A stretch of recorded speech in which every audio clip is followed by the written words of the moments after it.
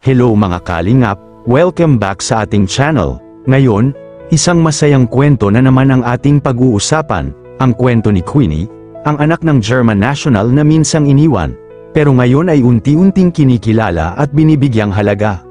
Grabe mga kalingap, habang pinapanood ko yung vlog ni Queenie, hindi ko mapigil ang mapangiti, ramdam mo talaga ang genuine na kasiyahan sa kanya. Bakit? Kasi napakaraming blessings ang sunod-sunod na dumating sa buhay niya. Malaking good news ito para kay Queenie, dumating ang mga oportunidad na dati ay pinapangarap lang niya. May mga taong sumusuporta sa kanya, may mga pintong bumubukas, at ngayon, may isa na namang napakalaking biyaya. Dahil, may isang napakalaking balita at siguradong matutuwa nito si Queenie, si Kalingap Rab mismo, sa tulong ng kanyang manager mula sa ALM, ay iniimbitahan si Queenie na dumalo sa isang espesyal na event ngayong March 30, 2025, at hindi lang basta event to, si Queenie ay napili para gumanap bilang isang model, isang napakagandang oportunidad na tiyak magbibigay sa kanya ng lakas ng loob at bagong pag-asa.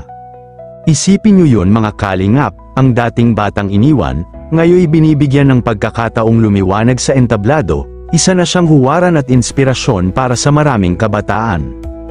Queenie, kung mapanood mo man ito, saludo kami sa'yo. Ang bawat hirap at sakit na dinaanan mo ay pinalitan na ngayon ng tagumpay.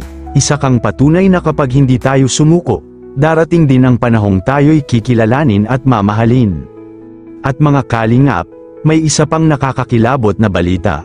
May mga kakilala na si Queenie na nag-reach out at nagkumpirmang may posibleng koneksyon sila sa kanyang ama sa Germany. Posible raw na makipag-ugnayan na ito balang araw, isipin niyo yun.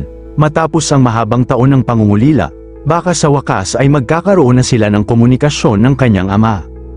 Pero syempre, kung sakaling kunin man si Queenie ng kanyang ama at doon pag-aralin sa Germany, kailangan niya itong pag-isipan ng mabuti, kasi para kay Queenie, hindi niya pwedeng basta iwan ang kanyang ina, ang taong kasama niya mula pagkabata hanggang ngayon. Ang mahalaga, masaya na si Queenie dahil malapit na niyang makilala ang isang bahagi ng kanyang pagkatao. At yan mga kalingap, ay isang napakalaking blessing. Anong masasabi mo tungkol dito mga kalingap? Huwag mahiyang mag-comment.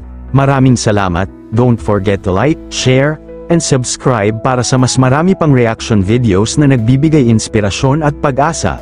Hanggang sa muli, mga kalingap, spread love, hope, and positivity.